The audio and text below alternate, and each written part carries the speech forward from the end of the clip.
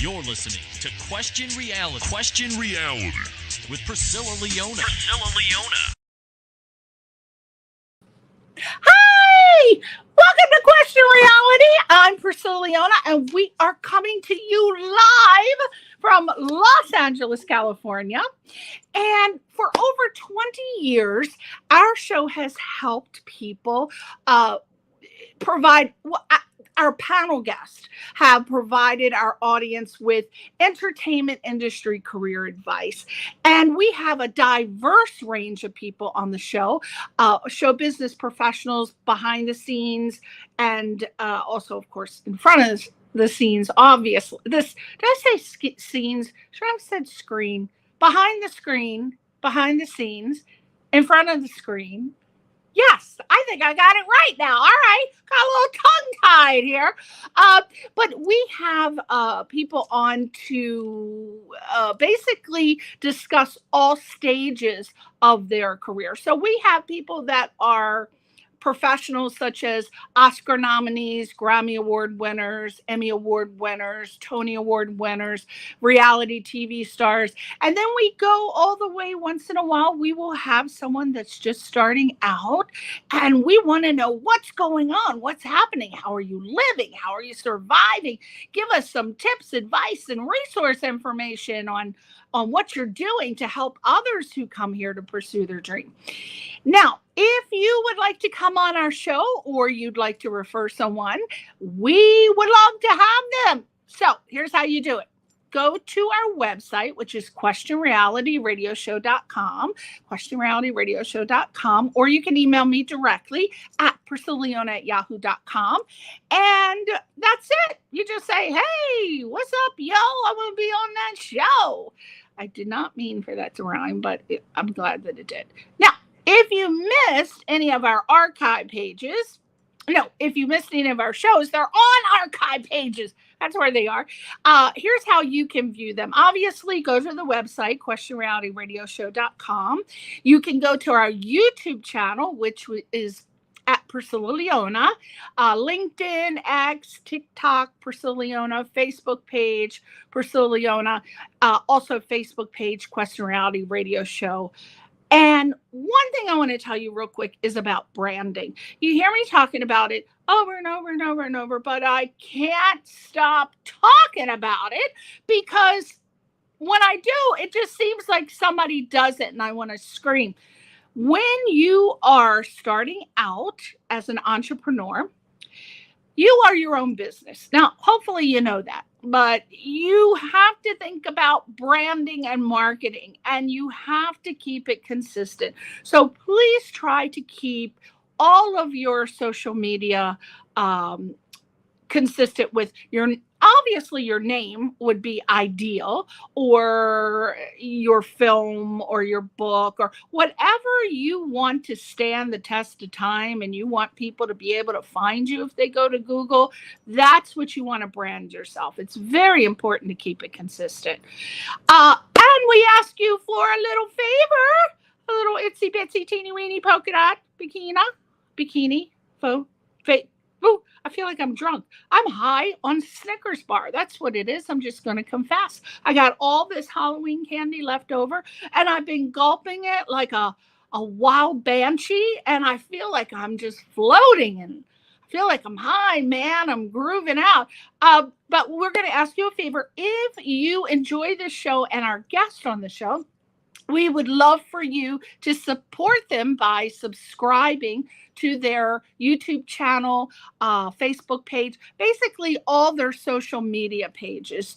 It's not going to kill you to give a little thumb.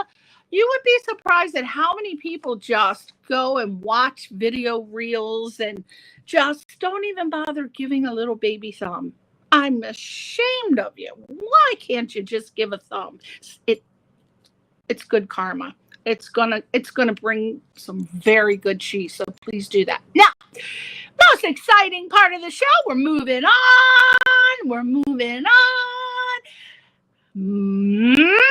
I I have known this beautiful, beautiful girl for, I don't know, it feels like 2 decades. I'm not sure exactly what the year was that I met her, but she is from West Virginia, and she came to LA to pursue a career in the entertainment industry. Her name is Heather Nichols, and Heather is a voice. Oh, look at that. Isn't she just gorgeous? That's my favorite picture of her ever. Such personality, and she's a Scorpio like I am, so she can bring the look. She can do the Vogue. Love that. That's my favorite picture. She's a voiceover actor, an on-camera actor, and a host. And she has been nominated 4 times by SOVAS, which is SOVAS, which stands for Society of Voice Arts and Sciences, in the categories of audiobooks, fiction, self-help, teen, and narration e-learning. Yes, my girl, Heather Nichols. Heather, did I just call her Heather Nicole? Oh my God, that's my cousin's name. I apologize, Heather Nichols. Oh, good. See the picture. She's laughing. She's happy with it. She doesn't mind. Okay.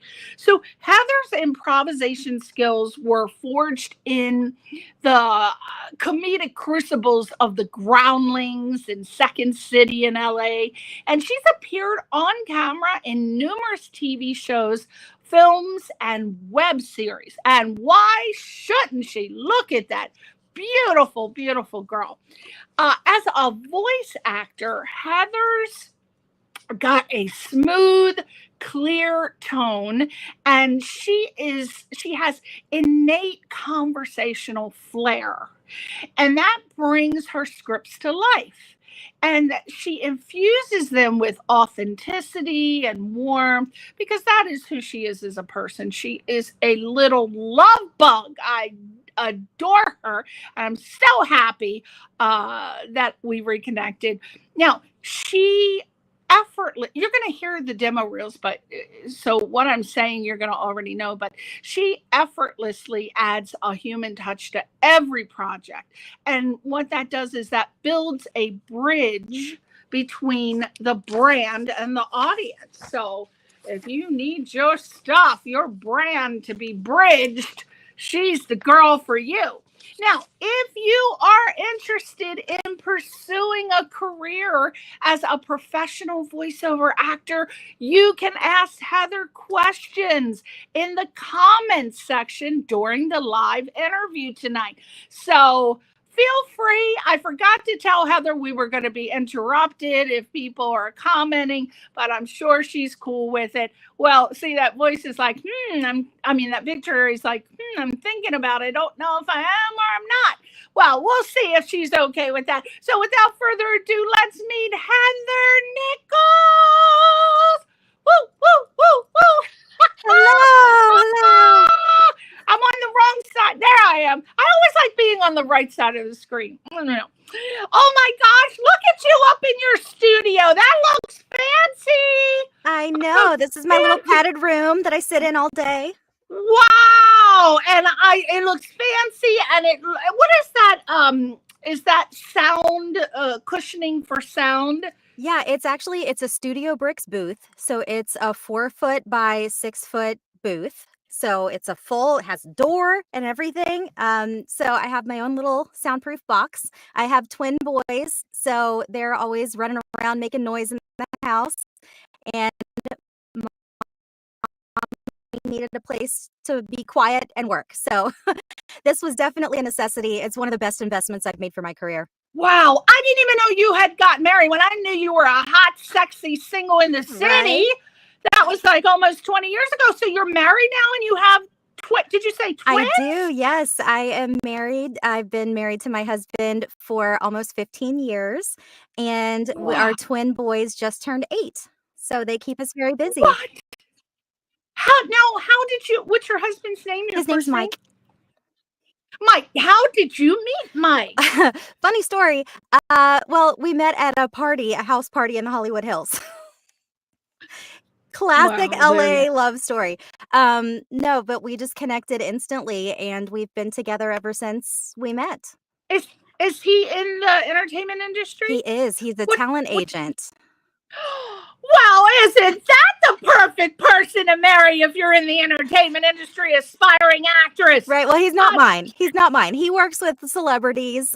He does a lot of Comic-Cons, things like that, a lot of business development too. So he's in a little bit of a different area than me, but we're both in the industry. So we definitely understand, where each other's coming from.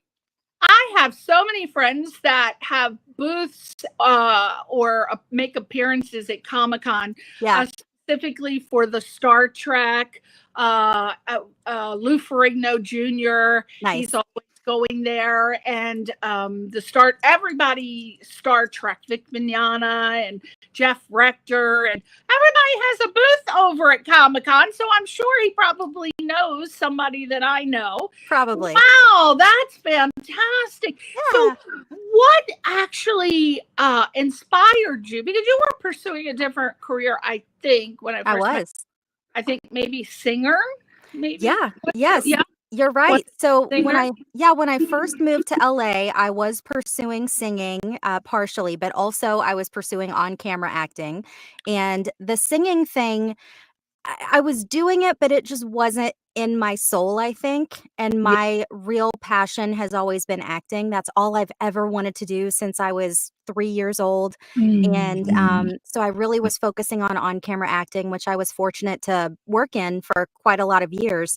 And I kind of just fell into voiceover. I was doing it on the side. One of my on-camera agents said, "Hey, if you go get a commercial voiceover demo, I'll start submitting you for voiceover work." And I was like, "Okay, whatever. Like, I'm an on-camera actor. I don't know about this voiceover stuff." And I got the demo. And I actually started booking some voiceover work pretty quickly. And I was the voice of a doll company for 7 years, which was so much fun. And I just really fell in love with it. And then when I became a mom, it was such a great way for me to continue being an actor, but being able to do it remotely and have that creative outlet while being at home with my kids. So it's been such a great journey for me. I have grown so much in this area, especially in the last 5 years. I've been a full-time voice actor for 5 years, and I love it so much. Well, how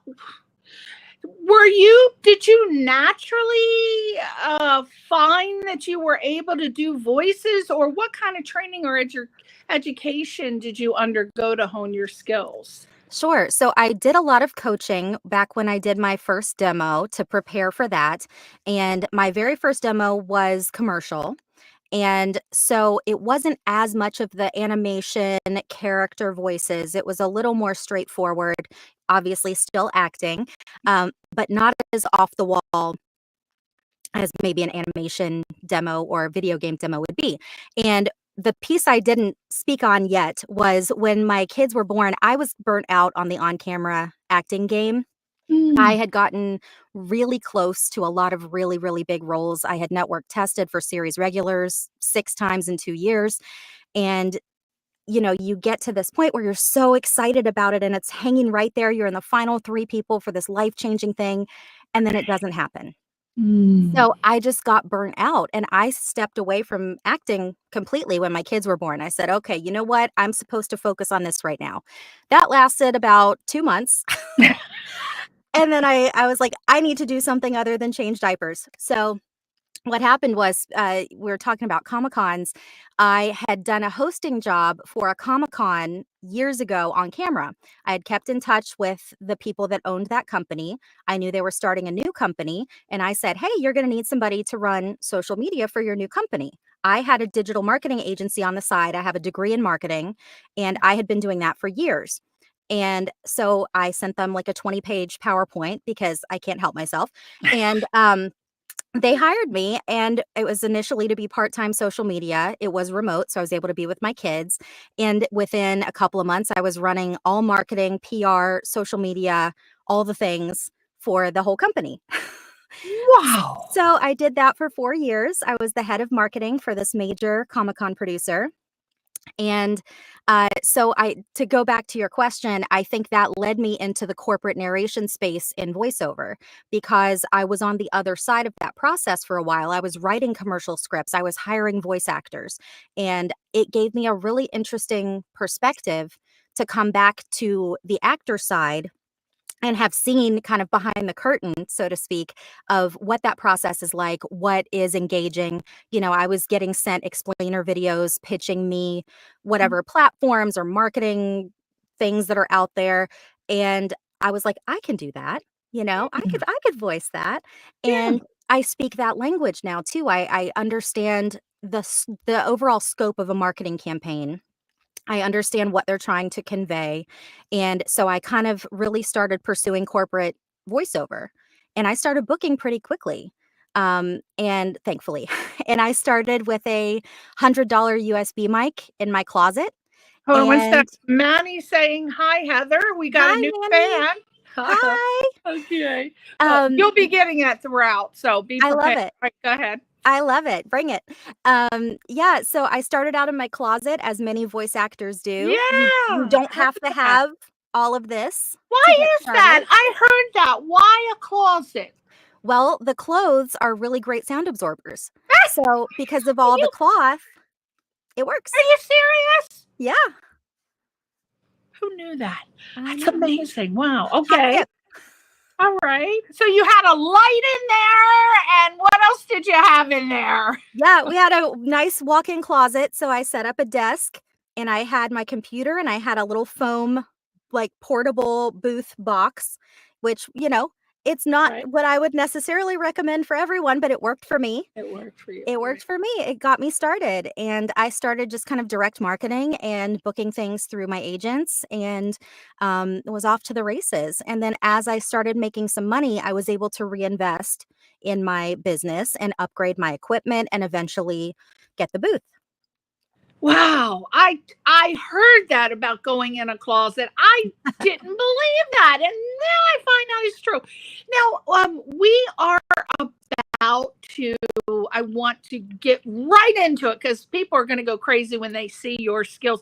Because I think you might be one of the few people that are naturally gifted at voices. Because it's not like you went to some elaborate voice training schools. I don't even know if they have that for voiceovers, but I do know from having a lot of friends who do voiceovers that apparently it's a very hard occupation to get Yeah. into. I heard it's very clicky. We're going to talk about that, what you're feeling. I have actually a friend in Chicago right now who is probably watching because he saw you were going to be on the show and he heard your demo reel. He said, Jesus Christ superstar, I have to talk to her.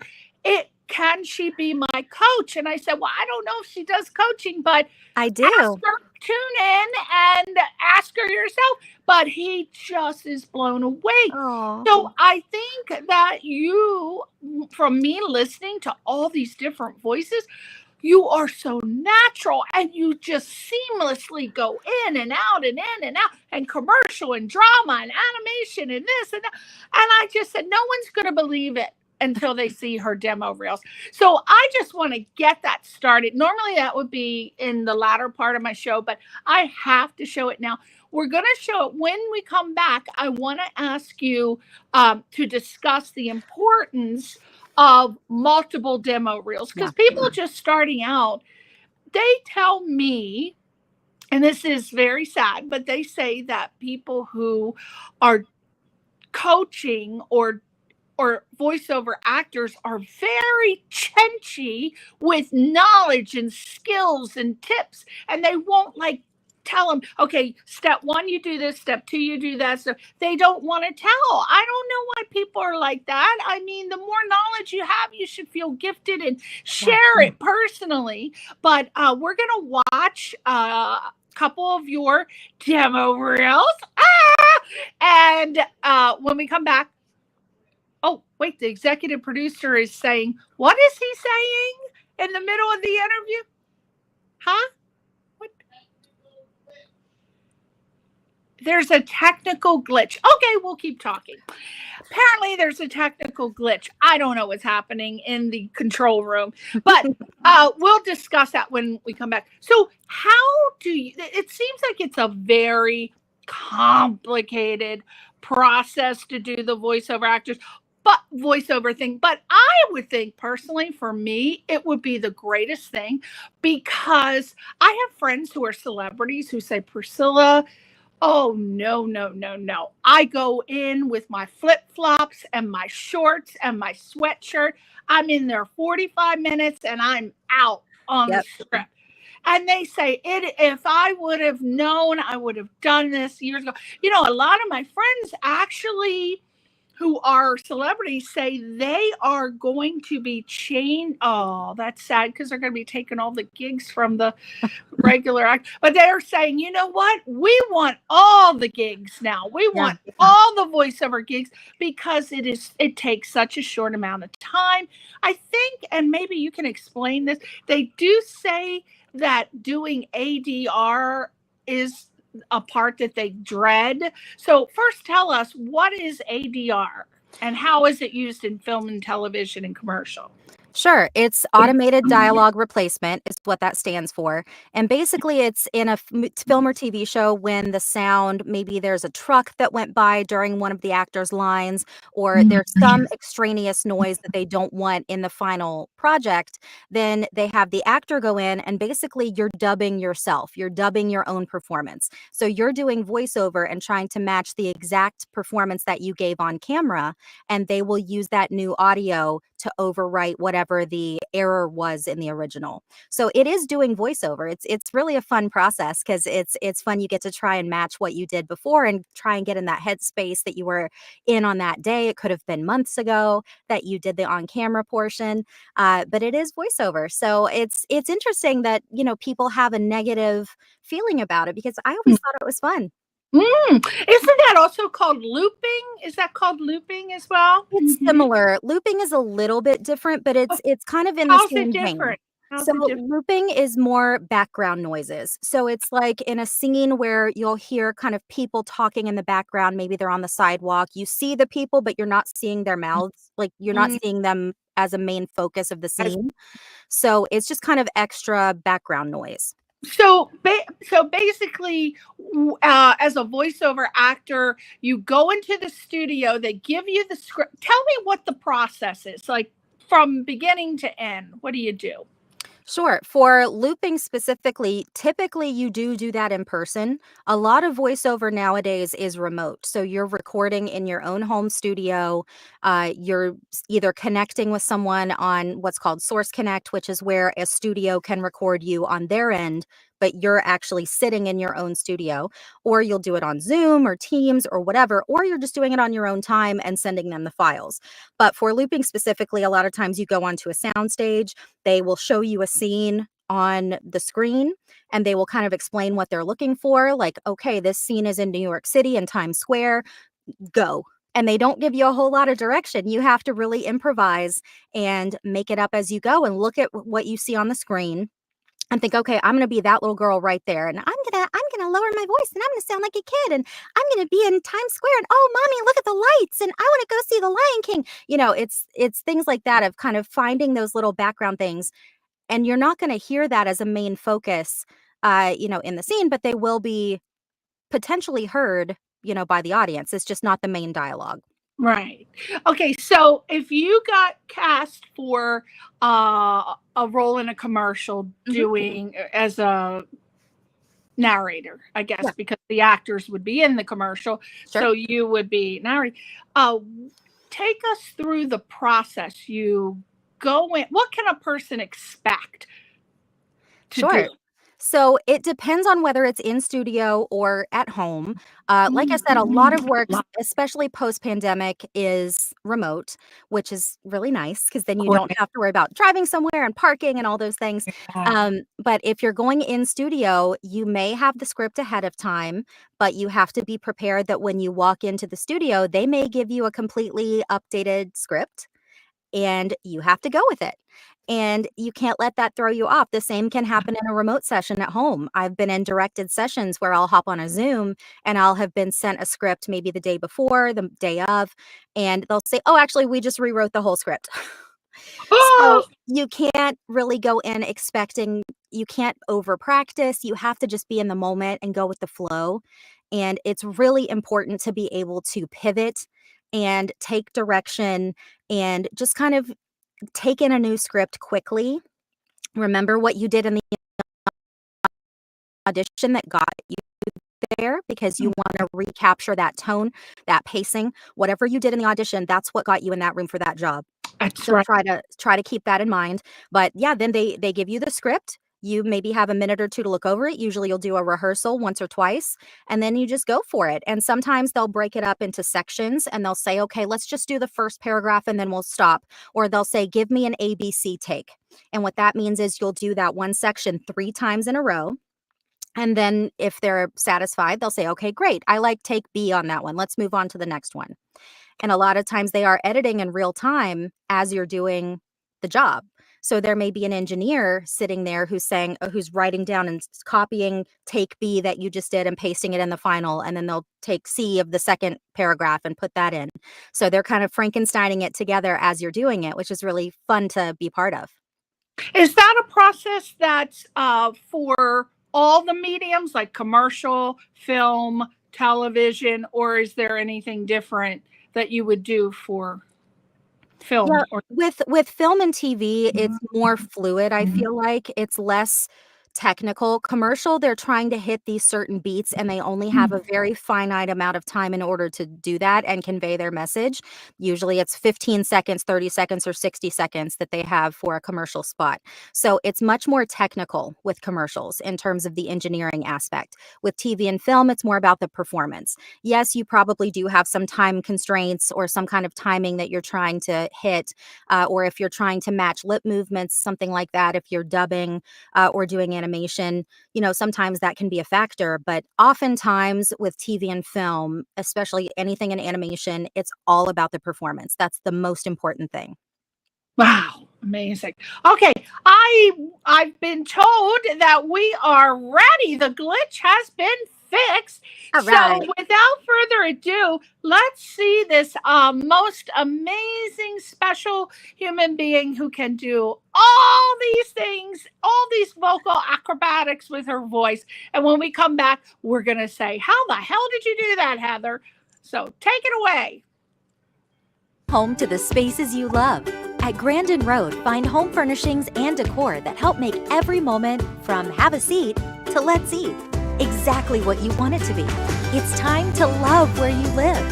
Visit us now at grandinroad.com.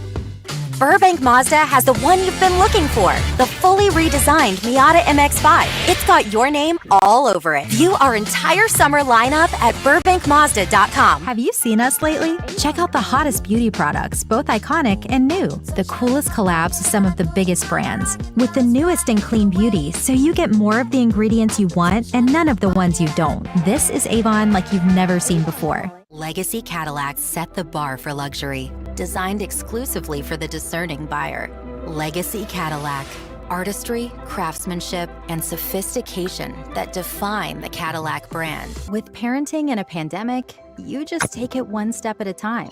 And there have been some mighty challenging steps. Now's the time to take the biggest step of all.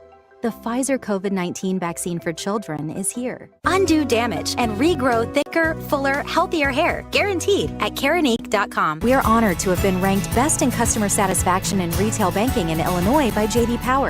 Members FDIC. For J.D. Power 2022 award information, visit jdpower.com/awards. Yoo-hoo! Frankensteins! My twins can come over tomorrow. You know how cranky they can get when there's a full moon. The howling! Oh, there my little wolfies are now. Our apparatus has to cradle the egg in such a way that it diverts the kinetic energy away from the egg at the point of impact. And then bam! That's the scientific equation for the perfect omelet. Just don't forget the cheddar. So, hey, buddy. I know things got a little weird yesterday, but I think in the end, everything worked out okay. I mean, I know my wand set the school on fire, but we can still have class in the parking lot, so we're good. Right? Someday, the world will be mine. I have it penciled in for next Tuesday. You're my babysitter, and my mama told me you have to do everything I say. Now you get down here and clean this poo off my shoe. The former Miss Blueberry Pie Festival does not clean poo for anyone. I'm telling! Finally, my chance to make up for the snowball debacle. They want a spring fling. I'll give them the best one ever, right in their faces. This message will self-destruct in 3, 2, 1. Here are the top 5 things you need to have in place for your business as a professional voice actor.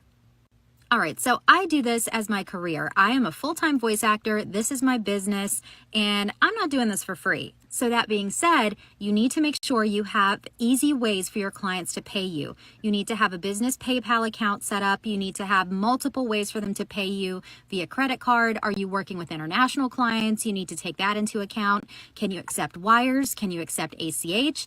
You might want to set up a special business bank account. That's what I did. I don't have all my business income coming into my personal account because that would just be a nightmare come tax time. So I do have a separate account for my business, and it's been really helpful. So these are things that you need to think about before you really start working as a voice actor. Many times before you can get paid, you need to ask to be paid officially, which means you need to generate an invoice. So if you don't know how to do that, you need to figure it out. You need to have an invoice that looks professional. There's tons of templates out there. It's so easy at this point to find these resources. So there's really no excuse for not knowing how to do it and not being able to make it look professional. I tend to use Wave. It's waveapps.com. It's really easy to use. It turns out really nice. I can put my logo on there, my color, my branding, and I just really like it. So I recommend that one. When it's time for you to share your files with the client, you need to make sure you're able to do it in a way that they can receive it. Because I have a client, for example, that I did a few spots for this morning, and they cannot receive attachments on their email from an outside source. So I have a Google Drive. I have all of my business on the Google platform. And so I use Google Drive all the time. You can use Dropbox, whatever works for you. But you need to have a way to upload your files somewhere that you can send a link to your client in case they can't accept attachments. If you are treating this like a real business, then you need to set up an EIN and be able to have a W-9 for your business so that you're not giving your W-9 for you personally. That's also gives you a little bit of security because you're not having to provide your personal social security number to every single client that you work with. So you need to make sure you do that before you get your clients because it can take some time. The last thing we'll talk about today is having a contract or agreement template that you can use with your new clients. If they don't provide you one, then that's going to be on you. You need to lay out the terms of your agreement. That should include the usage of your voice, when, where, how your voice will be used, for how long, and you need to take that into consideration when you are quoting your rate. So these are things that you need to have in place. I help my coaching clients with this all the time, creating contracts and agreements, things like that. So if you need help with that, let me know. I hope this helps. Follow for more tips. Oh my God, see, girl, you have got it together. Thank you. I mean, see, most people I would imagine focused on, oh, who's this? Manny. Oh, he said, wow. Okay. Thanks, Manny. Thank wow. you. Wow to you, Manny.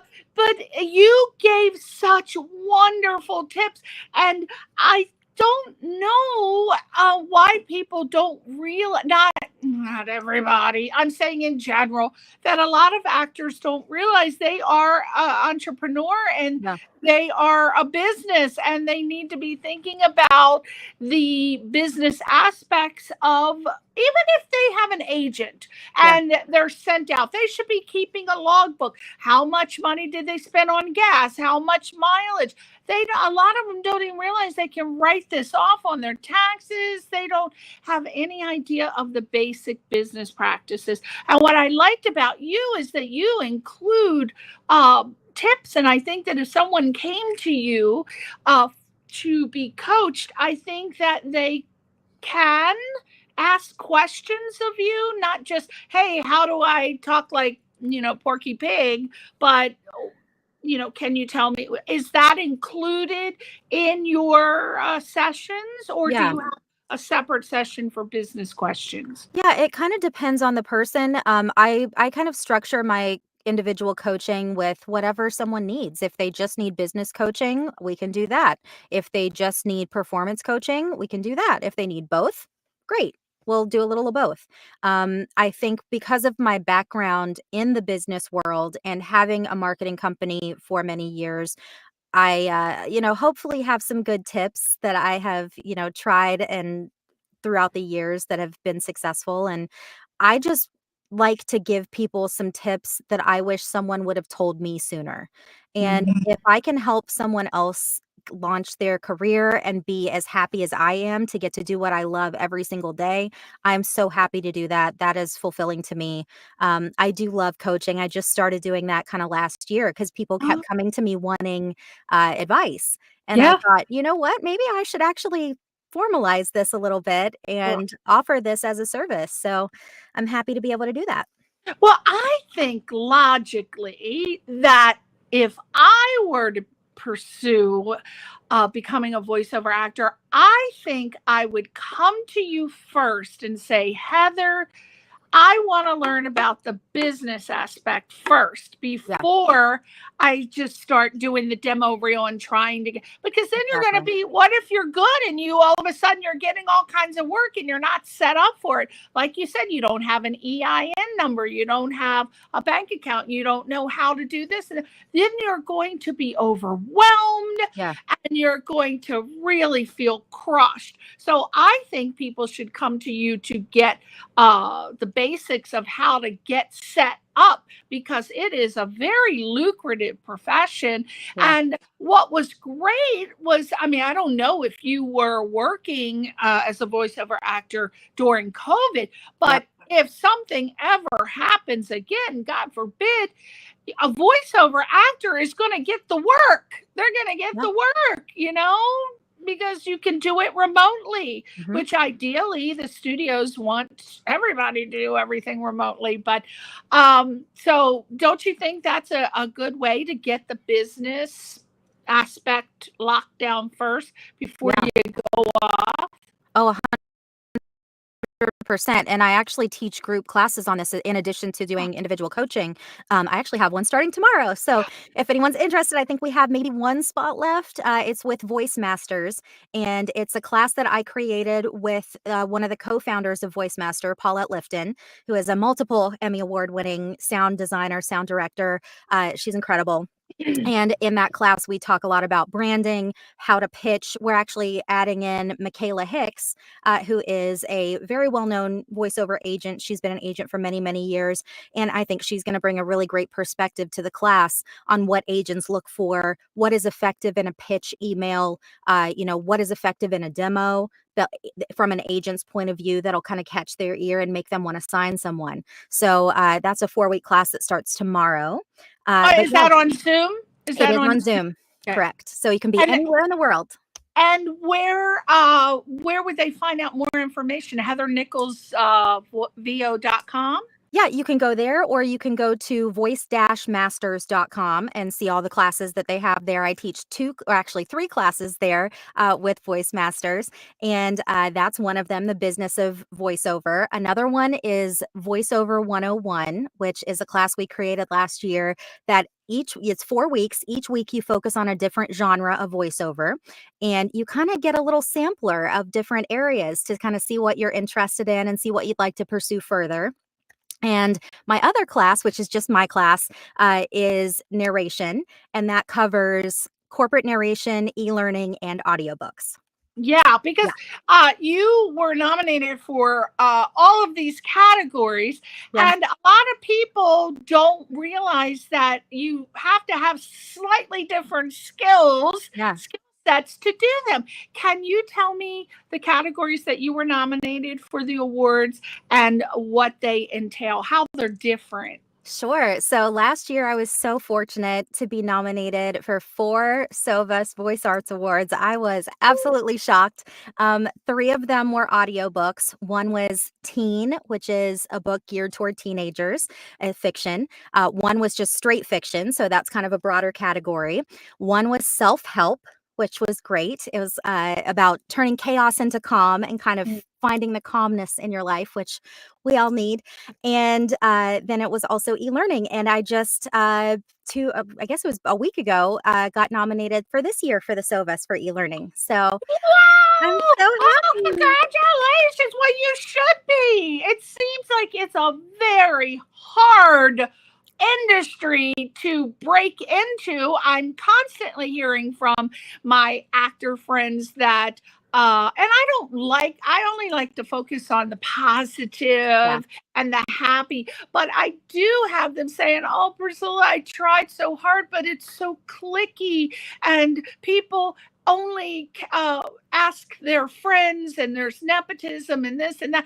But when you look at Ron Howard and Scorsese and all the top directors, and they get chastised for only hiring the same people. Well, I'm sorry, I would do the same thing, because if you find a group of people that do what you want them to do, and they do it professionally and they do it great, why would you not want to hire them again and again and again?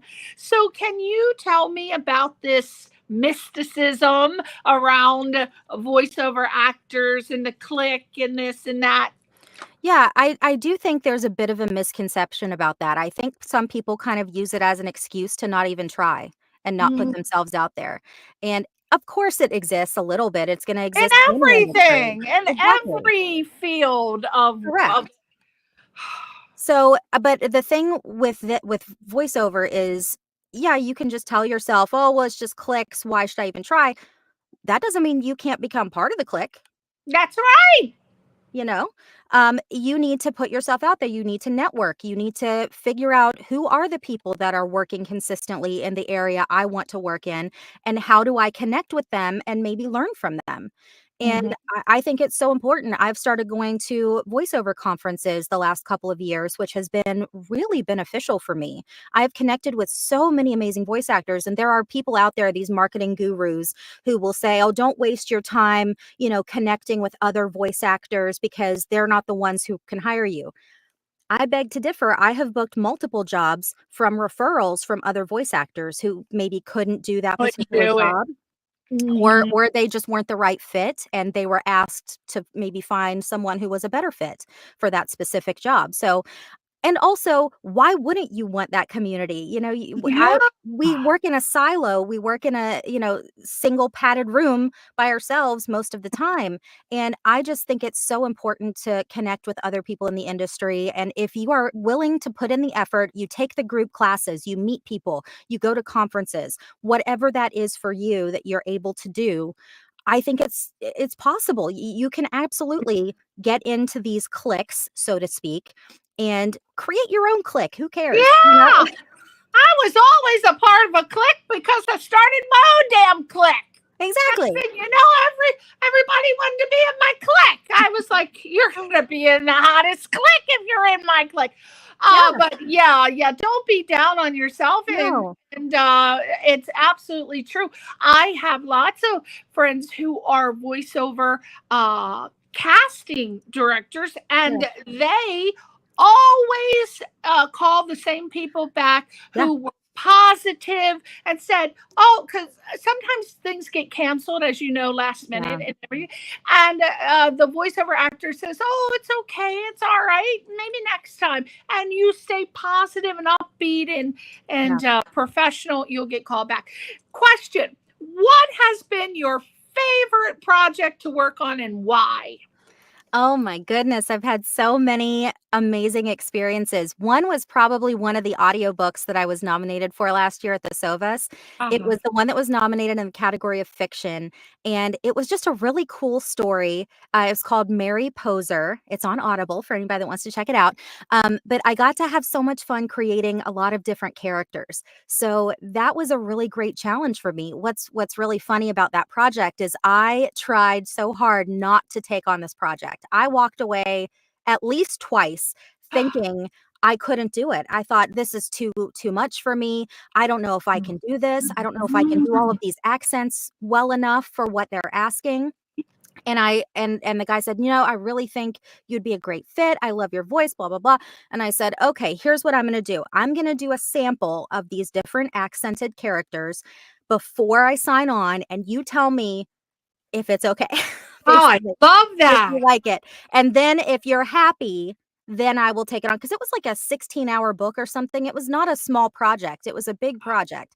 And so before I kind of locked into it, I wanted to really make sure I was the right fit, not just for myself, but for them as well. If I'm going to take on a project, I want to make it as good as it can be. Of course. So, but it was so much fun. I ended up having a blast. He was wonderful to work with. The author was, and so supportive. And I was able to do like New York accent, British, Southern. I mean, Southern's no problem because I'm from West Virginia, so I could pull that out anytime. But it was so much fun. It was such a fun challenge. And it really taught me a lesson of just kind of not being scared and having that confidence to just jump in and go for it. And then it paid off with a nomination for an award. So, yeah. Now, my question is, how do you figure out what to charge for that? Because if you had to do all those characters, how are you the person who breaks down what you're going to be paid? Or does that person say, here's the budget, I need you to do 5 characters and this is what I'm going to pay you, take it or leave it? Yeah, it depends on the project, and every genre is a little bit different. With audiobooks, typically they are charged in a per finished hour type of format, or royalty share, which means you're getting a percentage of sales. So per finished hour means you're getting a flat rate for every finished hour of audio that book entails. So if it's a 16-hour book, you're getting whatever. SAG minimum is $250 per finished hour. It can go up from there. And you have the right to negotiate that. You can, negotiate up to whatever you want. And so there are rate guides out there. The Global Voice Acting Academy, GVAA, is a great rate guide for not as much audiobooks, but it does have audiobooks on there, but it's more for every kind of genre. So it has commercials, corporate, e-learning, industrial, animation, all the different types of voiceover. There are these great rate guides. That's the one I always recommend. Can you say it again? GVAA, Global Voice Acting Academy. And they have some amazing resources in general. I am not affiliated with them. I'm just passing it along. Right. But they have a really great rate guide that I always recommend in my classes that my students, familiarize themselves with. And that's kind of where I start from. And then it depends how many characters are there. How complex is it? Is it a nonfiction project where there's a lot of technical language? Maybe it's an e-learning project that is, in the medical field and there's a lot of medical jargon. You can charge more for that because you're going to have to take the time to do your research and know how to say what you need to say appropriately and sound like an expert in that field. Right. Those medical words, I mean, they can be 6, 7 is it syllables? Yeah. Syllable can be like a long ass word. Oh my God. And to be able to make it sound like you know what you're doing. My God, that's got to take extra time. Yeah. And creating these characters in fiction, I think it's just so fun, and it's like a game to me. And you have to figure out not only how to differentiate the characters so that the listener will know when someone new is speaking in the book, but also that you can sustain for 16 hours. So I'm always, talking about this in my classes of if you have an off the wall character voice that's so fun, but it kills your throat, don't do that on a character that you have to sustain for hours and hours. Or even in animation, that's the same thing. If you're on a series, that series could go for 10 years. And if that is hurting your vocal cords or it's straining you to do that voice, that's not the voice you should be doing. Right. Like The Simpsons, that's been on 33 years. Yeah. So you have to think about the long game with this type of thing, especially in long form narration like audiobooks, like e-learning, or animation too. I mean, because like you said, that can go on for decades. So when you're establishing characters, it is important to make sure that it's coming naturally to you. It may not be a natural voice, but if you can create it in a way that doesn't harm your body and your instrument, then that's what you want to shoot for. Yeah, my friend Jim Meskimen, he's the son of Happy Days. Now you're very young, so I don't know if you remember a sitcom in the 70s Yeah. called Happy Days. But his mom was Mrs. C, Marion Ross. Oh, cool. He's a professional celebrity impersonator. And I don't know if you've heard him, but oh my God, if you turn your head, you think that it's whatever the character is, whoever he is, you think that's who you're talking to. So I went to see one of his shows. He often has shows called Jim Impressions, and because his name's Jim Messick. Uh-huh.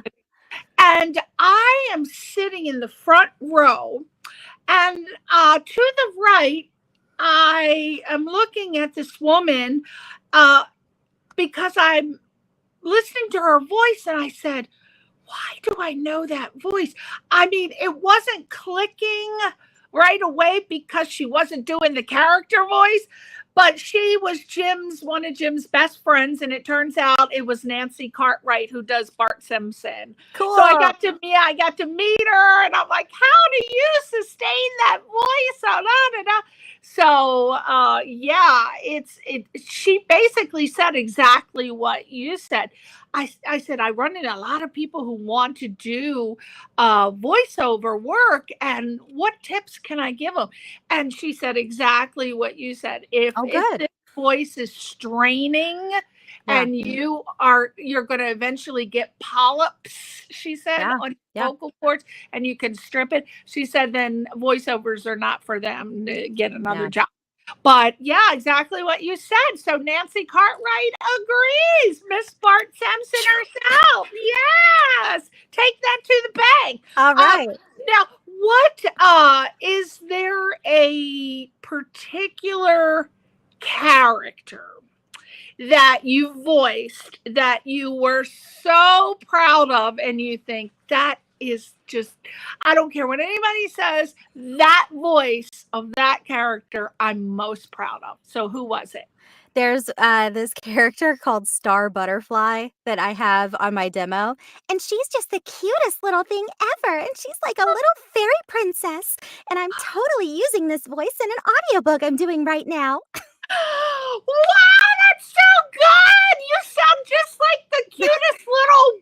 You sound like one of those. What were those little blue people that were very popular? The Smurfs? Teletubbies. Oh, like a little blue Teletubby.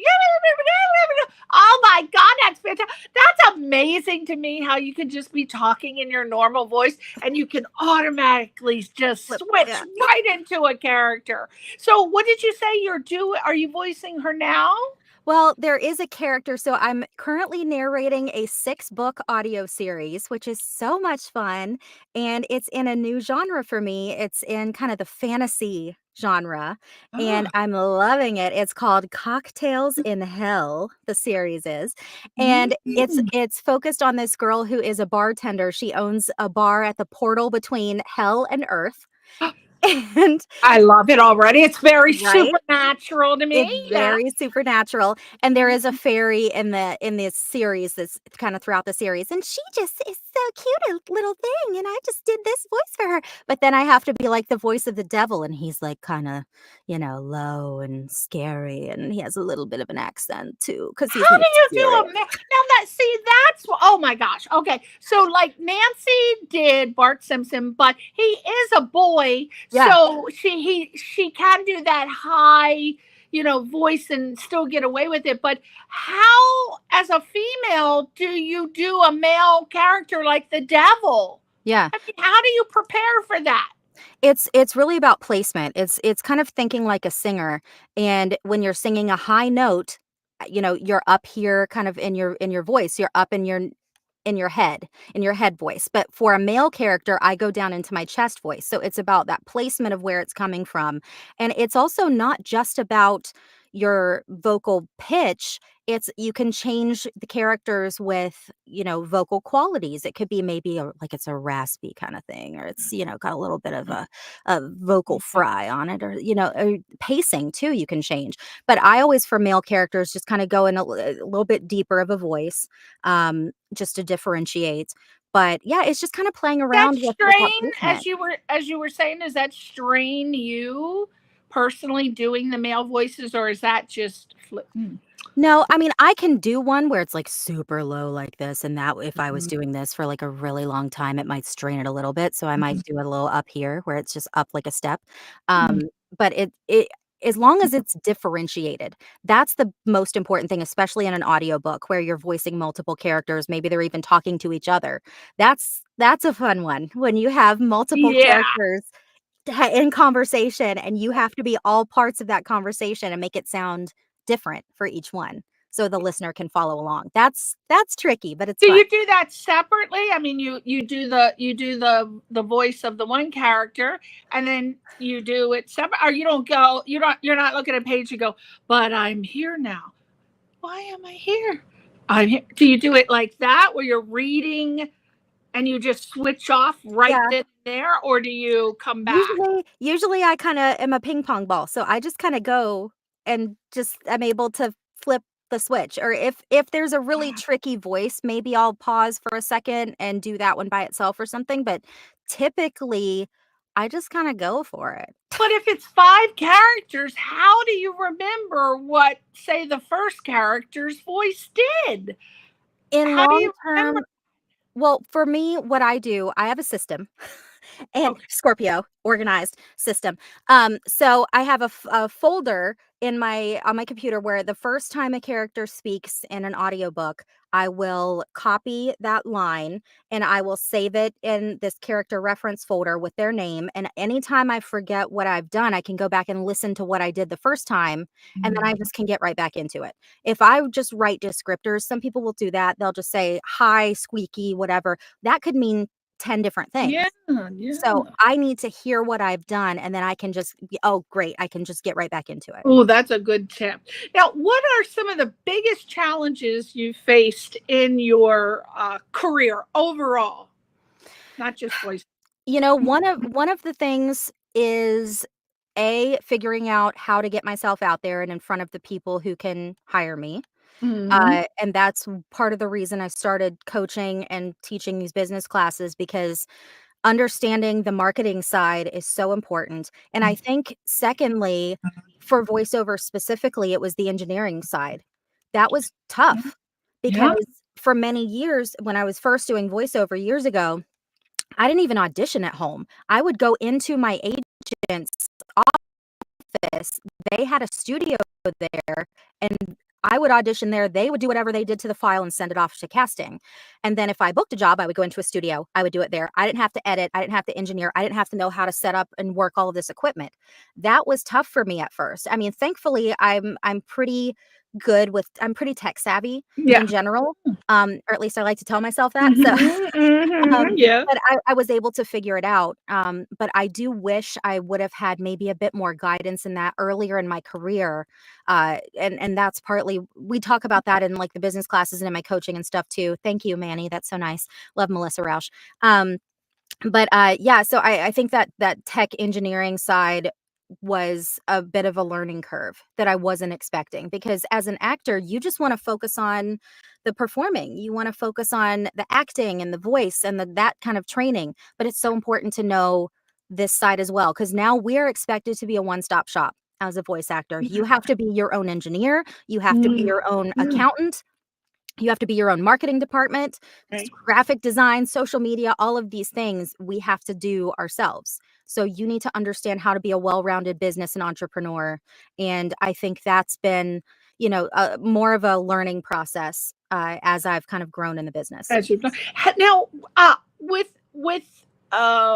so many voiceover actors and the celebrities trying to get in on your game, how do you stay competitive and relevant in the voiceover industry? I really think it's just persistence. It's being persistent, doing the training, putting in the work. They're ultimately, yeah, sometimes a celebrity is going to get cast because they need it to sell the project. And that's just part of the business. And that's always going to be there. And it is what it is. You just have to accept it. But all you can control is what you are doing. So if you put in the work, you do the training, you network, you're marketing yourself, you're letting people know that you exist. I mean, how do you expect to get work if nobody knows that you're Yeah. there, you What are know? you going to do? And Yeah. you've got a lot of actors, as you well know, actually people in entertainment, singers too. They love the craft, Yeah. the doing, but they hate networking and marketing themselves on social media. Yeah. And they leave so many gaps for their fan base. They could be discovered by that one time you didn't network or market yourself on social media. And explain how important that is. I know that you want to focus on your craft, but you also, as a business, you have to do it. Yeah, I mean, think about as a consumer yourself. If you are interested in a product or a service and you start to research them before you decide to buy into whatever they're selling, aren't you going to look at their website? You're going to look at their social media. You're going to Google them. If they don't show up, you're going to think, oh, they must not be real. This is a scam. This isn't a real company. I don't know if I want to give them my money. It's the same for you as a performer. You need to look like a business. You are conducting business to business transactions most of the time. You are a business. The casting director or producer is a business. So you need to conduct yourself as a business. And in this day and age, if you are a business and you do not exist online, you don't exist, period. That's right. So it's so important. And I've booked a lot of work from my people seeing my social media. I've booked audiobooks. I've booked corporate jobs. I've booked commercials because people saw me posting and I let them know that I exist and what my capabilities are. It's not a guarantee that if you put, these materials out there that you'll get hired, but it's certainly part of the game. And if you have the training, you have the marketing materials together, then you're putting them out into the world. It's only going to help you move forward. Right. And if you don't absolutely want to do it because you hate it more than life itself, get somebody to do it for you. You got a mother, a father, a sister, a brother, an aunt, an uncle, a cousin, bake them some banana bread or do something nice for them and have them do it for you. You got to start building your team as well and your support system. So you're not an island, people. You got to have people to help you. Now, with all this stuff going on, I guess I'm thinking, how the heck, Heather, do you balance your personal life with your work life, especially in this unpredictable nature of voice acting? It's hard. I'm not going to lie and say it's easy. It's not. It's really about being detail oriented. It's about creating a schedule for myself and thinking, okay, while my kids are in school, I have this amount of time. I need to get this many chapters done in my audiobook today, and really just buckling down and focusing on that. But you know what? Sometimes things happen. Sometimes a kid is sick and home from school, or, I'll get a dubbing job like I did the other day. I was in the middle of doing an e-learning job right here, and I get a call that says, hey, can you come 3 hours earlier? And I said, I'm on my way. So it just... Hey, kids, stay in the trunk and be quiet. Sorry. Thankfully, my husband and I both own our own companies. We both work from home. So very, very fortunate to be in that situation. I do not take it for granted. But it's hard. You just have to really figure it out. And sometimes after my kids go to bed, if I have a job that's due the next day, I'm back in the booth at 10 p.m. if I have to be. But that's kind of the great part about it too, because if I am up against a deadline, then I can do it on my own time as long as I meet that deadline. If I want to go take a couple hours and volunteer at my kid's school like I did 2 days ago, I'm able to do that. And I love the flexibility of owning my own business and being able to do that. There are times when it's not as flexible. If I have a directed session or something in studio, of course, I'm kind of at the mercy of that production. Right. But most of my work is on my own time in my own studio. So I'm Yeah. able to kind of be flexible around what is needed from my family and kind of balance it that way. And that is a perk, people, of being a voiceover actor as Yeah. opposed to a regular actor. Now, do you have just maybe one interesting or funny story that you can share with us that happened to you in the recording booth? Something funny must have happened. Well, there have been times where, like one time, this is a good one. So the first audiobook that I ever booked, I had no business doing, to be honest. Okay. It was when I was in my closet booth. And I took it on, oh, I could do that. Sure, no problem. I did not understand the different tech specs that are required for audiobooks. It's a very different process than any other type of voiceover in terms of the engineering. I was like crying at 2 o'clock in the morning, going down YouTube rabbit holes, trying to figure out how to get the RMS level to where it needed to be. I was like, I don't even know what an RMS level is. Like, what do they say? What do you want from me? So that was an interesting experience. But you know what? I got through it, and the client was happy, and that's all that matters. But oh boy, was it a struggle. I was Right. on the Right. struggle bus. But Oh, yeah, it was tough. wow. And you were off camera and we were talking briefly before the interview. And this might be inspiring to people who don't have a budget and may need to start the way you started. You were telling me that you got started literally in a closet. I thought that was a joke that people say because I've heard it before.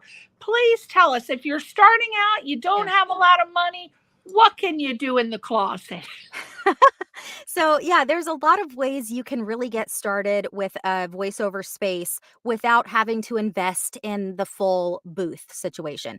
The closet is honestly where a lot of voice actors get started. I did as well. And part of the reason is because the clothing in there, all that cloth, is very absorbent for the sound. So it creates kind of a more soundproof space, especially if you have a carpeted floor. And it's a kind of enclosed space. There's not a lot of echo. The main thing with voiceover and soundproofing, you don't want a lot of hard materials around you that will echo the sound, and you don't want a big open space because then you just sound like you're in a big open space on the microphone. It will pick up everything. So being in a closet can be a good start, or there are a lot of tutorials out there too. You can kind of create your own booth with moving blankets, which are very sound absorbent, and PVC pipe. So there's like tutorials out there. You can build your own booths. There's also some kind of prefab, like pre-made booths that you can get that are kind of portable. So if you're in an apartment or something and you can't really have something that's got to stay there forever, you can get something like a tri booth, which is a kind of newer product on the market that is a collapsible booth that is apparently really effective. I know a lot of people have used it with great results. A tri booth. Wow. I think I saw something, I think an ad's going around for one of those on Yeah, Facebook. could be. I don't know what the heck, but I heard they're really expensive. But if anything you find, you can go on Amazon and find something that'll meet your budgetary needs. Yeah. Now, what advice would you give to someone who is aspiring to become a voice actor? I would say get the acting training and also get the voice acting specific training. So, any kind of voiceover that you do, there is acting involved. Even the corporate narration that I do, I talk about this all the time. People think, oh, that's just reading. Anybody, you could just do that if you have a nice voice. Oh, I should just get into voiceover. It's more than that. You are embodying the voice of a brand, the voice of a product, and you have to use that actor brain to put yourself in that position and become an expert in something that maybe you've never even heard of before. And so I think the acting training is very important. And I do think that the mic technique and the voice acting specific technique is really important. So I always recommend doing coaching, whether it's with me or someone else, just do the coaching. It's beneficial. It's worth the investment. And also, I really like group classes. I did a lot of group classes when I was really getting back into voiceover as my main focus. And I met so many people. It was a great networking opportunity. And you learn so much by watching other people perform and just kind of brainstorming with people. And that can be beneficial in a different way than one-on-one coaching. With one-on-one coaching, you can really dive deep into your specific situation and your needs. But in a group class, you might be opened up to issues that someone else is having that you haven't encountered yet, but you can still learn from their experience. So I think just taking those classes, getting the voiceover classes, getting the acting background, improvisation is another skill that I think is really important. Those are probably the main things. And then secondary to that, I would say the editing, engineering, that type of skill you also need to have at this point. Wow, that's true. Wow, that sounds like a lot of brain power you need to be a voiceover. I think that's probably harder than just walking in, doing an audition, booking the part. Yeah. Whoa, that's very, very complicated. Now, what are some, we talked about briefly this earlier, but maybe you could add one or two more. What are some common misconceptions about the voiceover industry? I think the biggest one that I see is people thinking if they have a good voice, they will be a good voice actor. And that's not necessarily the case. So you can have a beautiful, really nice tone in your speaking voice and still not be the best voice actor without the training. I mean, it's like having a Ferrari and you don't know how to drive it. It's, you got to learn how to drive it properly if you want to really enjoy it. And, you know what I mean? So you need to still put in that work. And people also think, oh, it's easy. It's just reading, but it's not. It's so much more than that. As we've discussed, it's the business, it's the tech side, it's that acting, the performance, embodying those characters, differentiating characters so that the listener can follow along. And it's just a lot more complex, I think, than people realize. And I think that's definitely the biggest misconception I've seen. Yeah, I mean, how many times have we heard people who are not in the entertainment industry, like family and friends back somewhere, and they see all the actors, and here's what I used to hear my cousin say, oh, that's so easy. I could do that. I could play that role. Why the hell is that? I could rap. I can sing. I can dance. And they think that they could do it. They think they can do it. Then their asses get on American Idol, and then they find out, no, you cannot, right? My friend Michael Orland was musical director of American Idol for 16 seasons, and I said, wow. Why did they have so many people on there that couldn't sing? How the hell did they make it past the auditions? And he said, Priscilla, that's the best part of the show. We don't want to see everybody who can sing. We want to hear the people who are horrible. That's what makes great television. But I thought, oh, that's so sad, because they would get up there and sing. Because what happens, Heather, as you well know, you may think that you are the best singer, the best little actor in your hometown, and you're like this big fish in this little pond, and then you come to LA or New York or Chicago, and then you find out, what? But my mother said I was really good. Why are you saying I can't sing or act or dance or model? And, you just have to really constantly regulate yourself.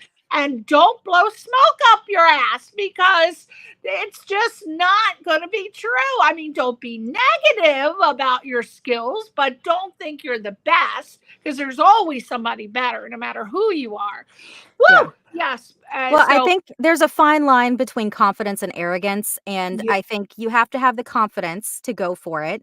Right. But without being so arrogant to think that you don't need any help or that you don't have anything to learn. I've been teaching voiceover now for several years. I still take classes. I still coach. There's always something that I can improve on. And I'm always saying, if there's a coach out there who says, oh, I don't take coaching anymore, I'm past that. Like, that's not who you probably want to work with, because that's not the attitude to have in this career. Yes. I have a celebrity friend who tells me, she said, Priscilla, if you stop taking classes, even though you may reach the A-list status, you should always take classes. Always. I mean, of course, she said, I can't go out and take a class on Sure. Sunset Boulevard, but I have them come to my house. Right. But I'm always learning. It's such a competitive market, as I think any industry is really, but you got to fight. You got to have the eye of the tiger, Heather. That's the right. eye of the tiger. So let's move on to some fun questions. I Okay. was thinking, okay, what would Heather say to this? All right, if you could voice any character from a classic movie, who would it be and why? I probably would pick Belle, or Ariel. Belle or Ariel, because those are like my two favorites. Yeah. And I mean, who doesn't want to be a Disney princess? I mean, that would be the I ultimate know. goal, you know? Right. Oh my God. Yes. Yes. You know, I have a movie.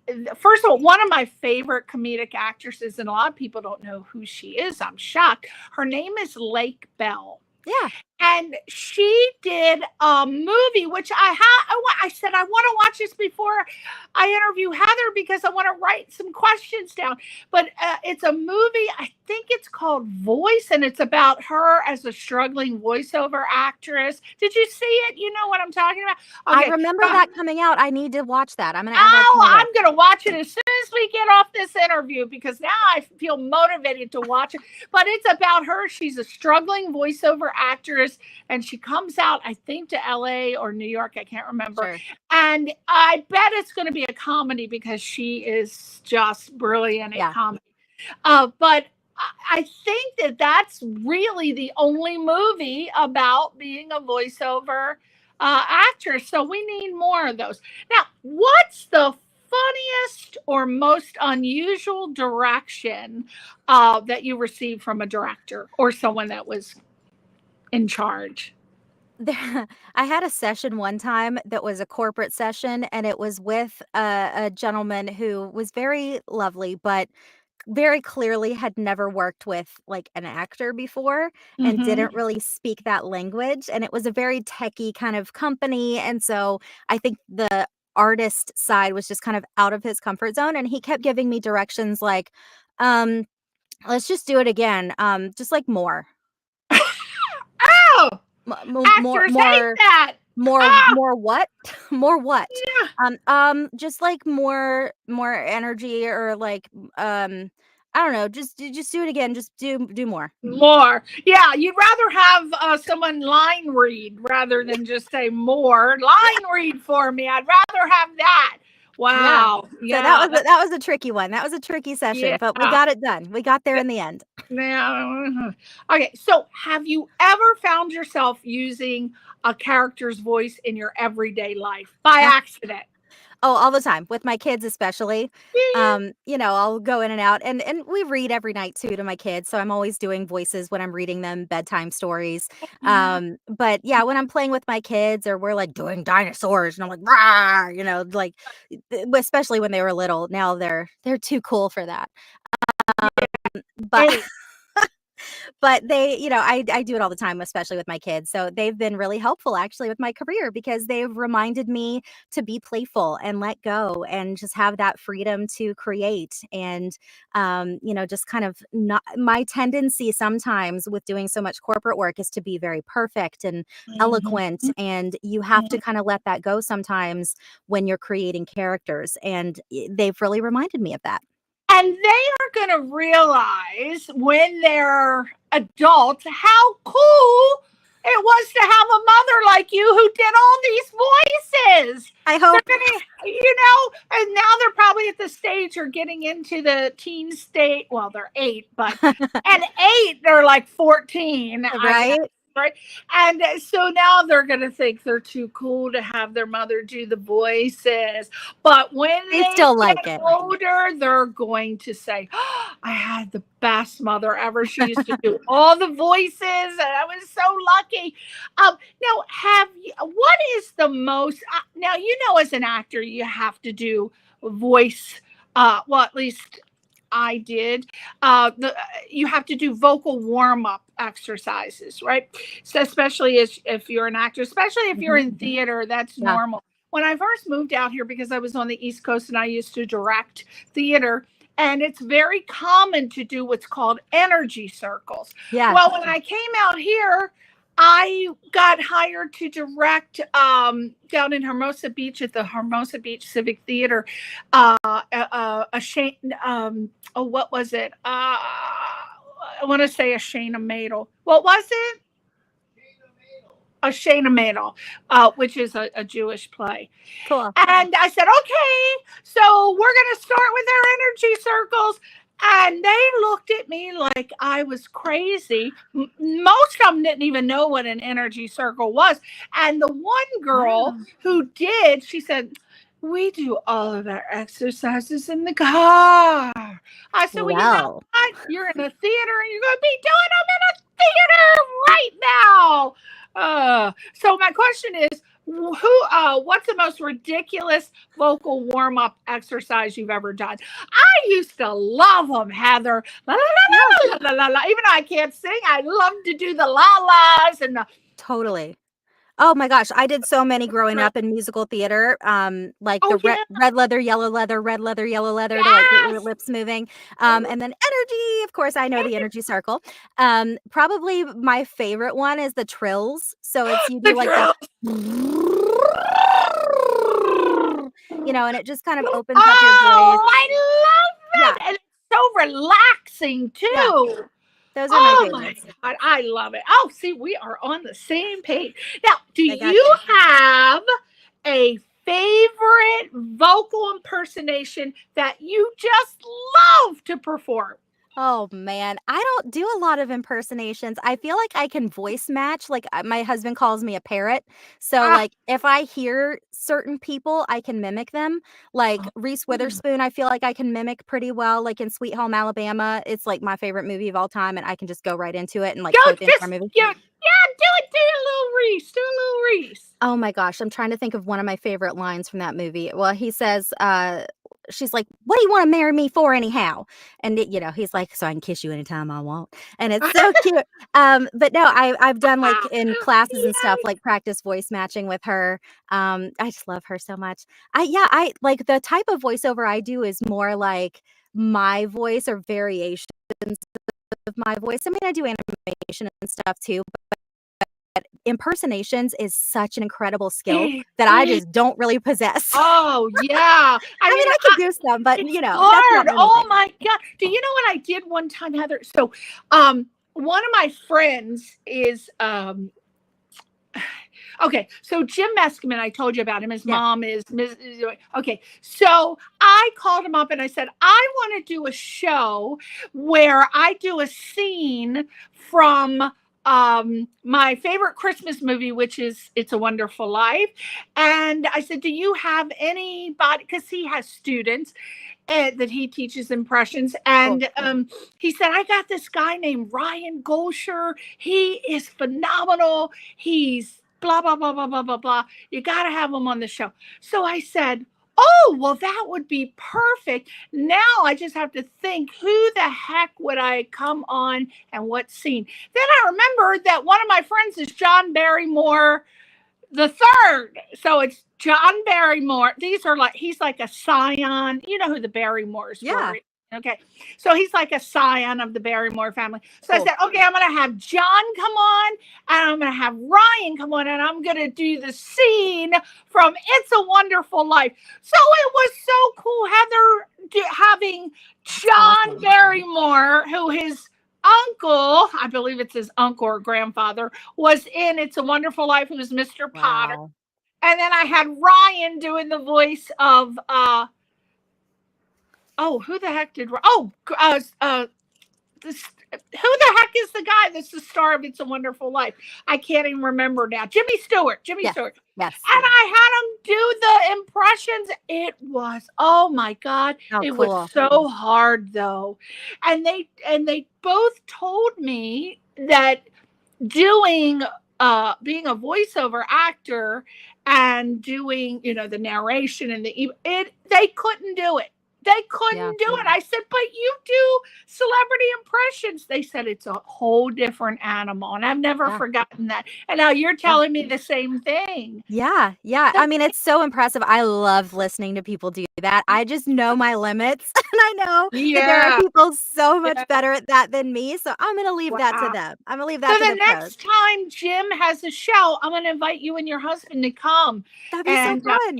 He always has celebrities. Nancy always comes. You can meet her. Cool. Yeah. Okay. So what is, I guess, it's coming. Okay. I asked you this earlier. Can you create a new, this is me having a new character come to life, a quirky character voice to do for us on the spot, somebody you've never done before. Can you give us a sample? You know, the type of character that I love to do is like the Southern character, because it just comes so natural to me. Naturally. Maybe I'll just be a real hick and say, hey, it's election day tomorrow. Let's go USA, America. Go America. You know what I mean? I can pull out there West Virginia. Let's go see some NASCAR. Oh my God, I love it. Yeah, because you are from West Virginia. Yeah. I would imagine you can go into that southern accent flawlessly. Yep. Now who are we gonna call our southern character? We're gonna call her Reba. I like Reba. I like Reba McEntire, so I'm gonna call her Reba M. Oh my God. Now, which animated character would you want to switch lives with for a day? Like if you could really be an animated character, just one day. Oh, such a good question. I would probably say it's got to be Belle or Ariel. I was gonna say probably Belle. And I just love like the library. I just want to like spend the day in that library and have the furniture bring me tea and things. Yes, the little candlestick. Oh, Lumiere. Yeah. That would be so fun. Oh, yeah, that's good.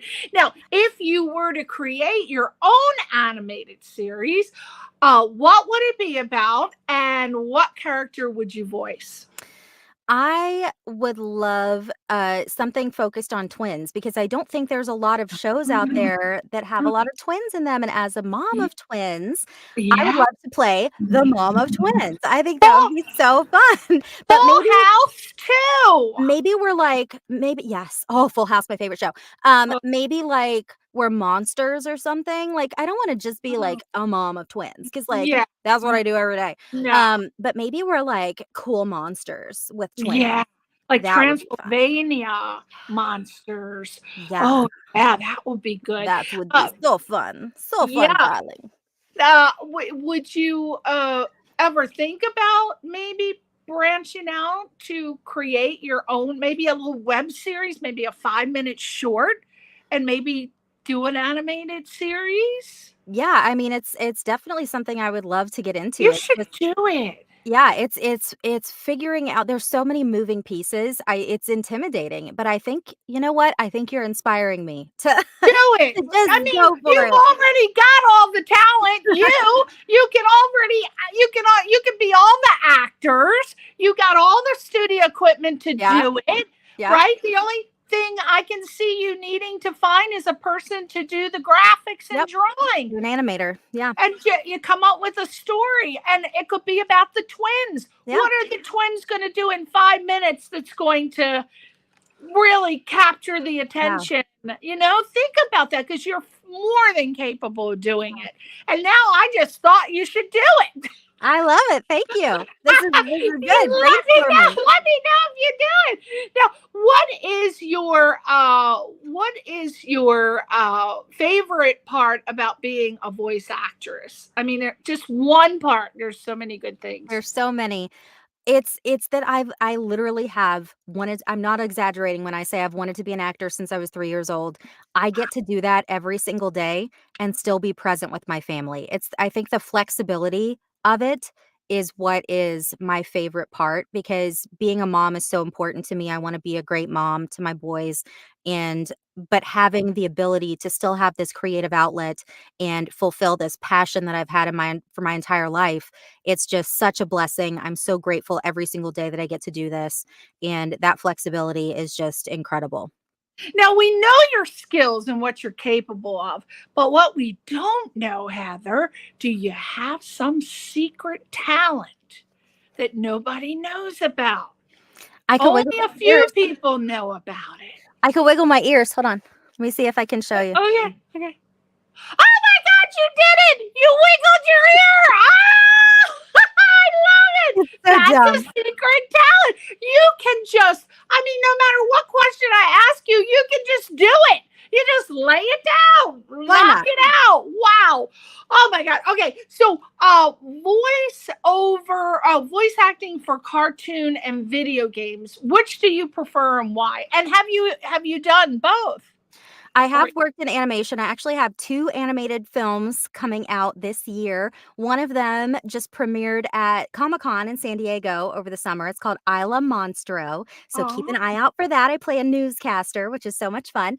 And then the other one is called Book of Joshua. It actually has its first screening in a couple of weeks.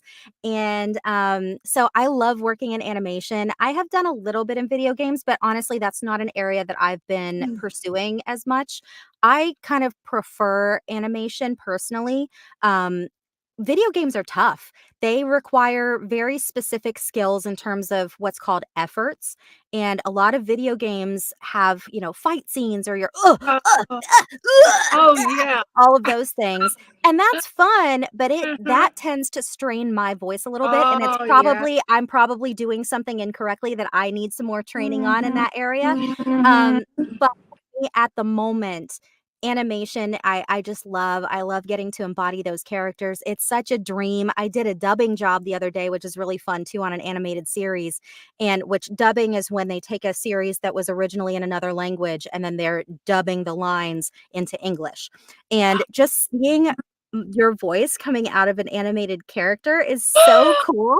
Like, it doesn't get old. I don't think that'll ever get old. Wow. Especially if it is a beloved character, Yeah. like if it's an anime character and you're dubbing it in English. Yeah. That's gotta be great.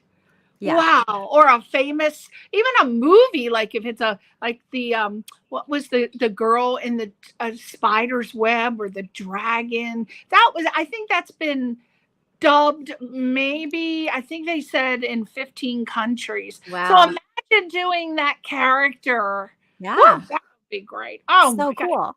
Now, if you could, we only got a couple questions and then we are going to be done. Okay. Oh, wait a minute. He said, we haven't shown her acting reel. Okay. So we'll ask her these questions and we'll do the acting reel.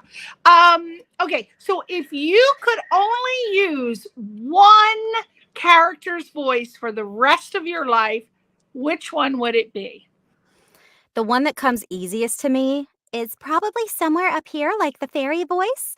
I don't know why, but this just comes really easy. When I was the voice of the doll company that I talked about for 7 years that I did for a long time, it was kind of in that vein where it was like, introducing blah, blah, blah. Like, these are your new best friends. And it's just so easy for me. I don't know why.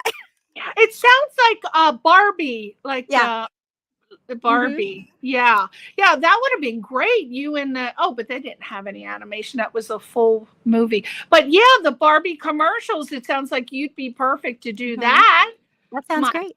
God, yeah, let's cast you right now. Do you prefer working on projects where you can see the character animation first, or creating the voice and then seeing the character come to life? It's a little bit less pressure, honestly, when they don't have the animation done yet. It's nice to have a reference if they have even just a picture of what it's going to look like.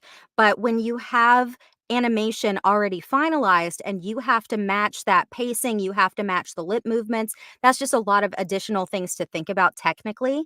And it makes it more difficult to focus on the performance versus if you're doing the voiceover first and they're animating to your voice, which typically is how it's done these days. You have more freedom. and it's a little bit less pressure. So if I were going to choose, I would probably pick not having the animation and just having some kind of reference photo to go off of to create that character. Oh, that makes sense. Now, this SOVAS, Society of Voice Arts and Scientists, I had never heard of it before because I'm not in the voice world. Sure. But how does one become nominated? Who nominates you? You can nominate yourself, or people that you've worked with can nominate projects that you've worked on together.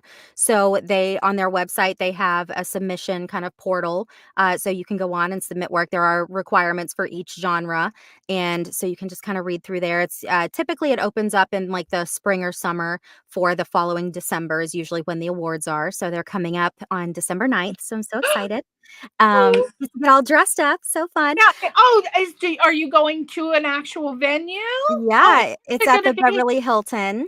Oh, So wow. they do it up right. It's fancy. It's Oh fun. my God, that's so exciting because you're nominated. Oh my Yeah. God, I would be like sitting there. And the nominations for, and what category? That was for Islam Monstro? Is that Oh, what this one, the nomination is for e-learning. Oh, hold on a and- second. That's the guy, Connor, I can't pronounce your last name.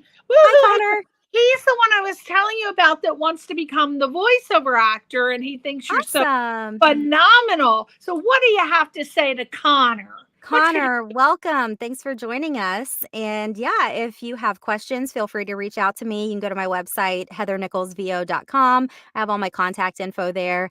And yeah, if you need any help kind of getting your business off the ground, I would love to help you.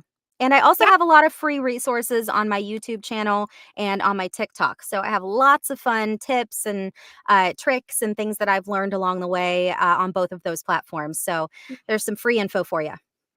Neither can I. Okay. Well, Heather, do I have permission to give him? Do you prefer him to go through the website or email you or? Yeah, either one. Either one's fine.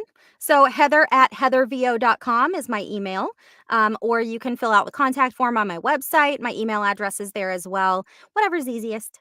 And you have one-on-one coaching, and that's heathernicholscoaching.com. Correct. Oh, Manny says 100% matching with Melissa Rauch in Love her. Which one was Melissa? Was she the blonde. one with that really high voice? Yeah, she's the one that kind of talks like this. Yes, she was. Who was she the girlfriend of? Howard? Was it Howard. Howard? Yes. Howard. Oh, now, wait a minute, Heather. Hold on, girl. Can you do Howard's mother? Howard!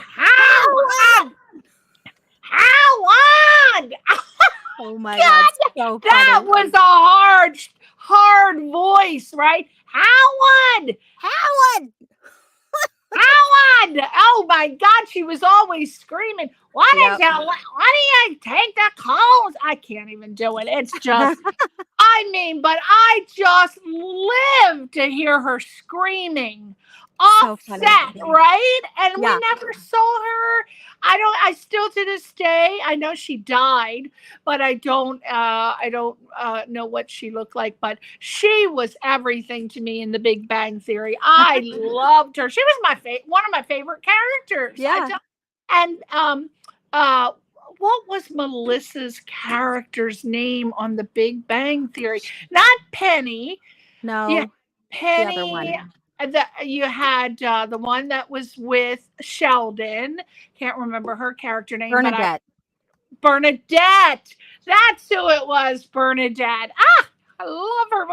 And she died like that. It was so nasally. And I wonder if that was a character voice or if that's her real voice. Do you by any chance know? Or? Yeah, it's definitely a character that she created. She's Oh, so wow. talented. She's such a great actress. I love her so much. Wow. I see now. I want to know what she really sounds like.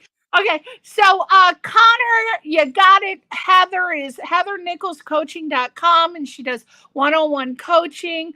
Or you can go to heathernicholsvo.com, or you can text me, and I will forward her your cell phone, and she can call you directly to get you all set up. Now, you said, okay, Connor, Heather, you're gonna love him. Funniest, he is so funny, and I met him through a mutual friend last year, and we just hit it off. I said, Connor is, and of course he's got the Irish name, so I'm Irish, he's Irish, so we had that sort of bond. Are you Irish? I didn't even know. Well, I was just in Ireland 2 weeks ago. You were? Oh my God. What did you do over there? I actually went to a voiceover conference in Dublin for the first week, and it was amazing. It was through J. Michael Collins, JMC Demos. He's amazing. And it had all these different coaches like Tina Marasco, Dave Walsh, Tom Pinto, all these great people in the industry. And it was a really small group of about 25 voice actors who came in from all over the world. And we had really intense coaching for a week. And it was so much fun. Then my husband came over and we took a little tour. And little did I know, but my birthday is coming up in a week or a week and a half. He flew in 7 of my best friends from all over the country to surprise me. And we did a little tour of Scotland and Ireland. Whoa! Oh my God! He's the best husband. I know. Wow. Now, what sign is he? Because I'm into astrology. He's an Aries.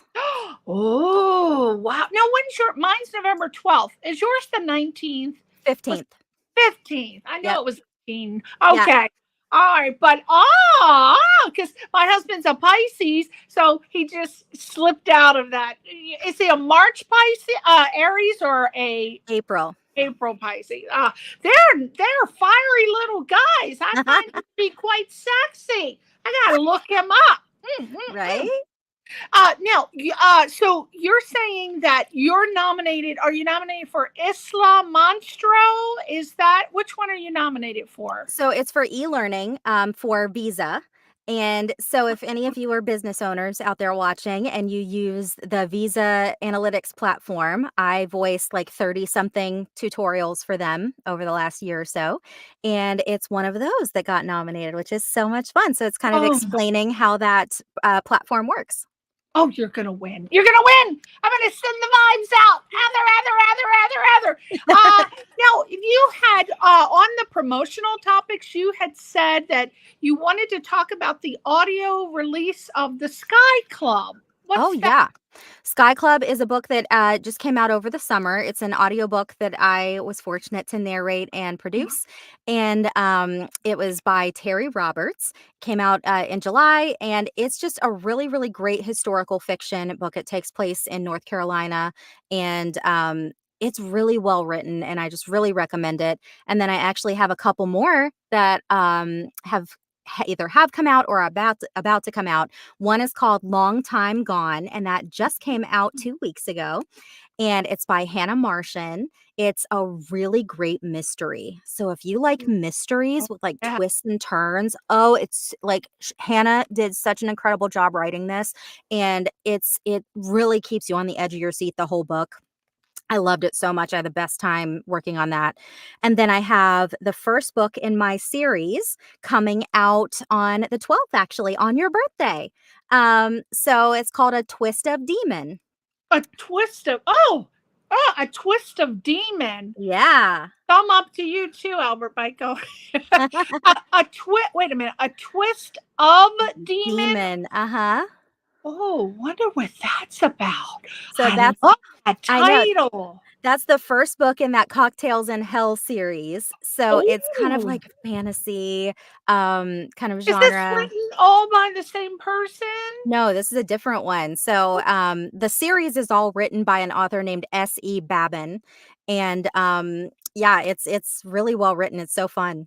So check those out. If you get a chance.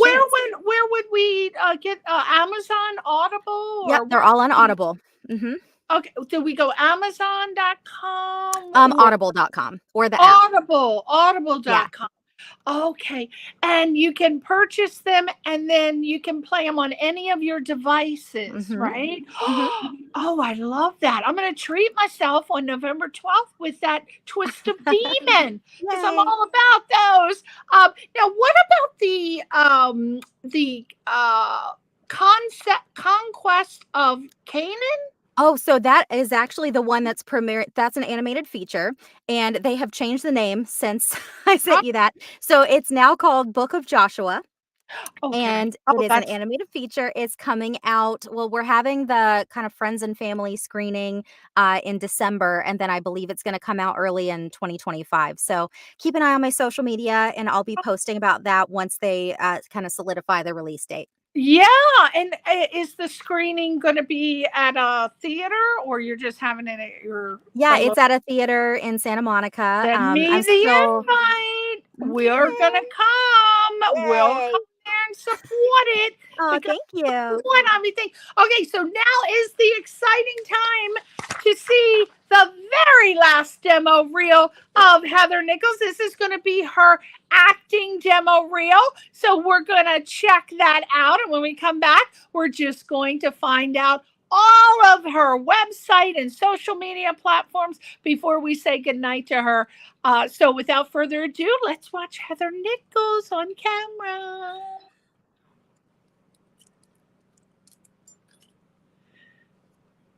Kids, your Uncle Barney have been called a lot of names over the years. Bastard. Hey, can we get two kamikazes? Yo! Hey, what's up? Huh? Oh, it's working! It's actually... Oh! All right.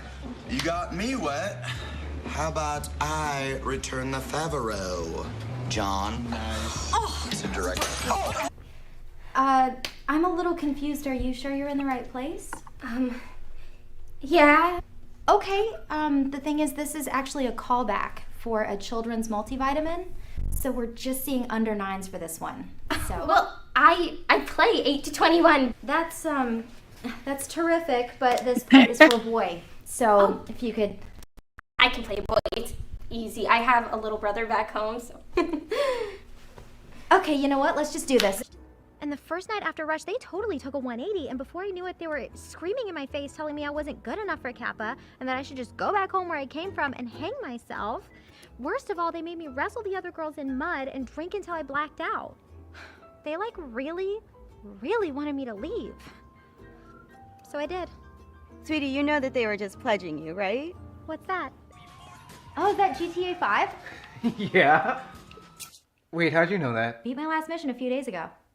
This game came out last week. I know. I went on a 12-hour tear. Unpause it. Oh, the Sparks mission. You're driving the wrong direction. You need to hang a left on Moore Street, hijack the chrome sports car, the one that looks like the new Lamborghini Roadster, blow up the gas station, rob the convenience store, and decapitate the cult leader with the machete. Have you found the machete yet? Oh my God, I love it. Okay, you know what? Delta Omega Gamma is for serious people who have serious jobs and want to seriously network. Like, seriously. So you can just take your little Pokemon cards and go back to your gross Psychi Pie brothers! Yeah, we can't protect you if we don't know what's going on. He said if I talked to anybody, he'd kill Lori. If I keep my mouth shut, she'll be safe. Where are they? I don't know.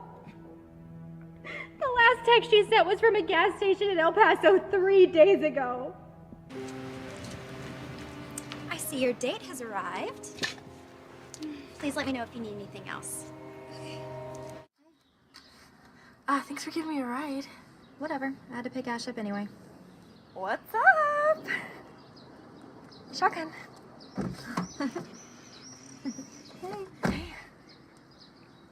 Well? Hey, stud. Hey, baby. Hey, did you hear about the backwards dance this Friday? The girls asked the guys. You need a date.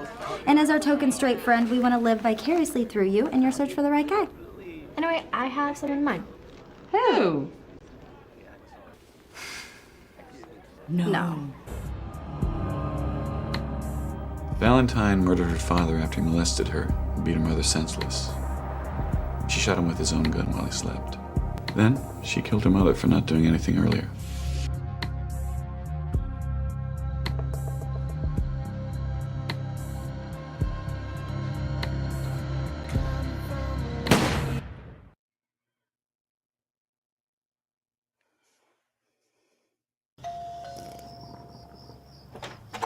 Hi, I was afraid you couldn't find the place. A lot of people... Actually, can I use your bathroom? Sure.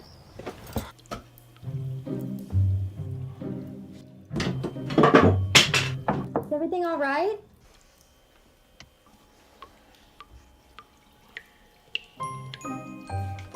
You can be this rich.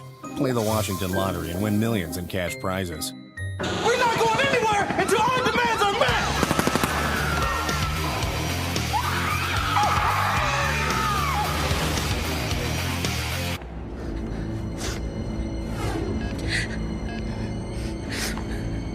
Hello, Jimmy John's?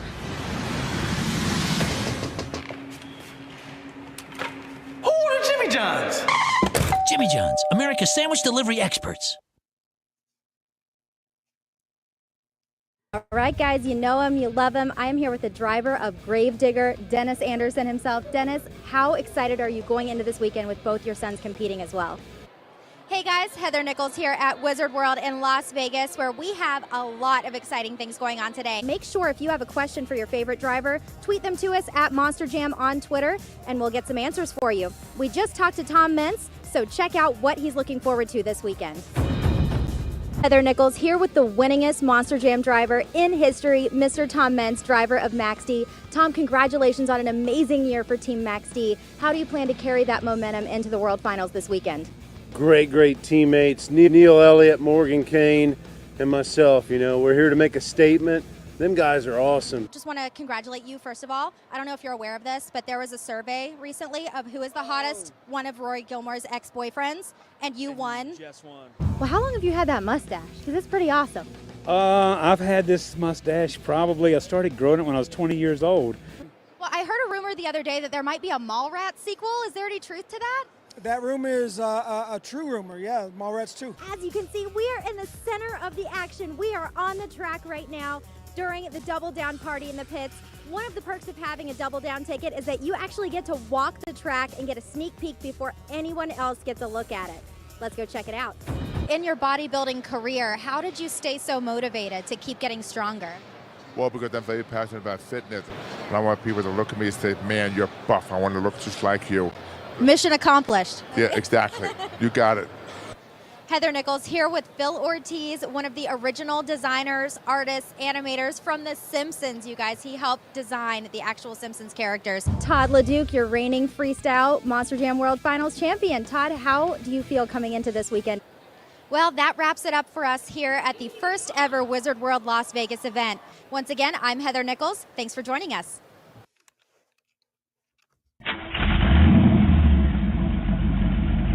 Burbank Mazda has the one you've been looking for, the fully redesigned Miata MX-5. It's got your name all over it, starting at $28,250. Burbank Mazda wants you to have a summer to remember. At Freedom Ford, we believe it's time to redefine what it means to be strong, the kind of strong that comes from unshakable confidence.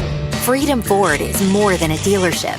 It's what this country was built upon. When you think of fun, shopping for a new car may not be on the top of your list. Well, think again, because Goodman Hyundai eliminates the hassle while leaving the fun stuff fully intact. Take a test drive this weekend and receive 2 tickets to a Mariners game. Okay, now that's fun.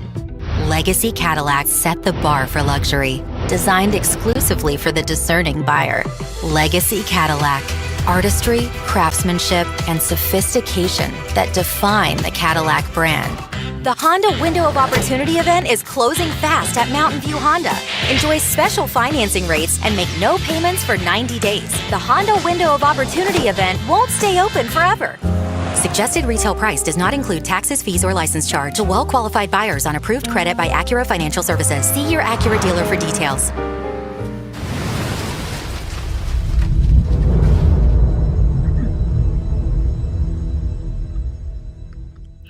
I cannot believe that you've done all of that since I last saw you.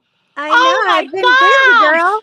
Wow. Oh my God. That was so impressive.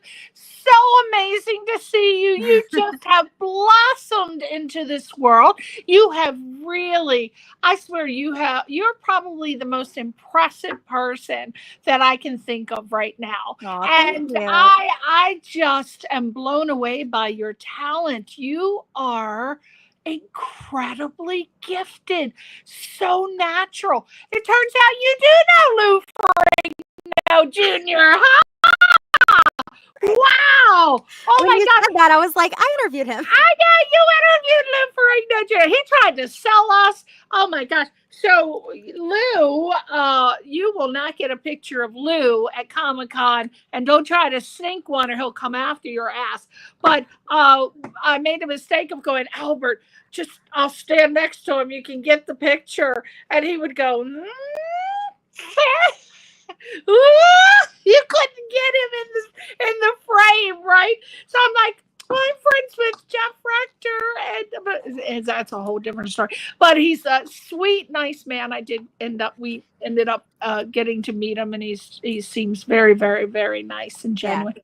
But I was dying when you were in that scene with that girl who said she had a range of 8 to 21. As a casting director, yeah, I mean, I could imagine if that were because I've been in castings where people thought that they could play like 40 years. They have a 40-year age range. They'll be white and they think they can play African American. That's how great they think they are, or Asian, or So that was a phenomenal scene. I love that. I loved that. Everything I saw you, it was great. And I loved you were in the scene with I can't remember what his name is, an actor, the one where you squirted the... Oh, Adam Devine. Adam Devine. I love him. Yeah, he's fantastic. So talented. Yeah. Oh my, but I was just so impressed nonstop. I mean, you can do commercials for cars, you can do interviews, you can do acting, comedy, you can do the mean girl. That's a hard one to do, the mean girl, because you're so sweet and nice, and you did it. Your acting chops are so effing impressive. You are super impressive. I am going to make sure that I contact all my peeps, and you have got to become a huge star. I want to be instrumental in making this happen. Like my friend Mary Lou Belli, she's a huge director, 6-time Emmy-winning director. And she just sent me an email saying she's directing one of my favorite shows, Elsbeth, which is on this Thursday. I am going to send her, what should I send her? Your comedy?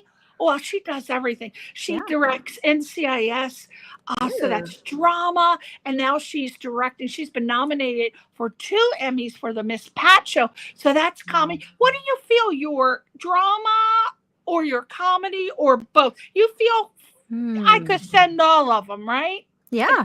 I would appreciate it. Yeah. I'll send the drama and the comedy. Okay. I am going to get you on NCIS. I'm going to get you on one of the... That's it. I feel like I cannot move on to my next life, Heather, until I make this happen. You have got, that's it. That's it. That's it. You have become my project. You are now my project. I gotta make you a superstar because you have the talent. You got the business acumen. You got it all. Got it all. I will take all the help I can get. Yes. Well, I want to thank you so much for coming on the show. And you gave such sage advice. I'm sure that many, many people profited from it. And if they didn't get enough of you, they can go to heathernicholsvoiceover.com. Oh, that's a different one. That's a different website. It all goes to the same place. I have like a few different URLs. Okay. Yeah. Yeah. HeatherNicholsVoiceover.com, HeatherNicholsVO.com, Instagram, Heather Nichols VO, Facebook, Heather Nichols Official, TikTok. I got to go on TikTok, and I haven't been in a while. I bet your TikToks are phenomenal. Heather Nichols VO on TikTok, and you can see more of her demo reels on YouTube at Watch Heather Nichols. I'm subscribing, and I hope everybody else subscribes and becomes one of your social media friends. Yeah. You are incredible. Heather Nichols, the one, the only, my favorite voiceover actress of all times. Let's stay in touch. I'm going to definitely refer you, so be prepared to be getting some contacts. Oh, I'm so grateful. Thank you for having me. It's so great to reconnect with you after all this time. I'm so proud of you for being on the air for this long. What an amazing accomplishment. So kudos to you. Trying to get people to your level is what I'm doing with all of these tips, advice, and resource information. Hopefully. Thank you. And I'm just so happy that you found a man in LA. I know it's kind of hard, girl. A man, and you have 2 twins, and you're making it work. Yep. There is nothing you can't do. I'm hoping you tell me you can't cook, though.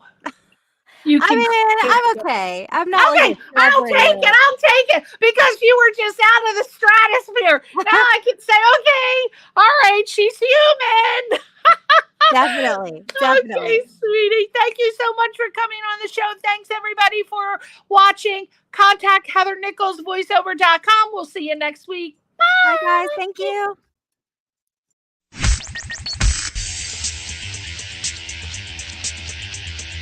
You're listening to Question Reality with Priscilla Leona.